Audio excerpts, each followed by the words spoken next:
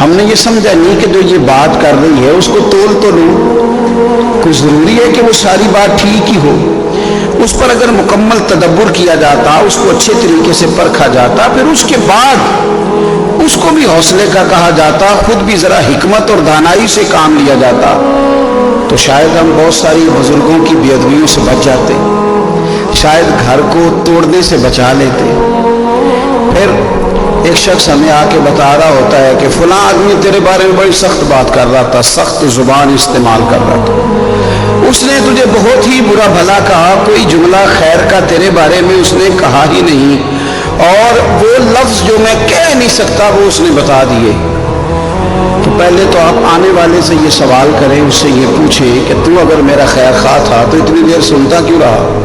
اور سامنے والا بات کہتا ہی اس کے ساتھ ہے جس کا اسے پتا ہوتا ہے کہ اس نے تھوڑی سن لے لی،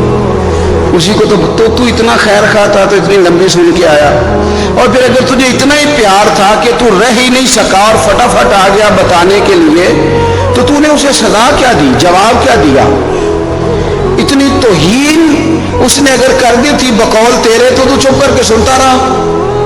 ایک جملہ بھی تیری زبان سے نہیں نکل سکا، تو کہہ ہی نہیں سکا، اس کا مطلب ہے کہ تو غیبت پسند ہے، اس کا مطلب ہے کہ تو کہیں نہ کہیں شامل ہے اس بات۔ تو معاملات، پھر میں ایک چھوٹی سی گزارش میں نے بزرگوں سے کرنی ہے، نوجوانوں سے تو ہے ہی ساری باتیں، بزرگوں سے بھی۔ ہمارے بزرگ جذباتی نہ ہوں تو کمزور ضرور پڑ جاتے ہیں، بڑی جلدی ریٹائرمنٹ لے لیتے ہیں، حالانکہ بچوں کو ہمیشہ چھاؤں کی ضرورت رہتی ہے، وہ جتنا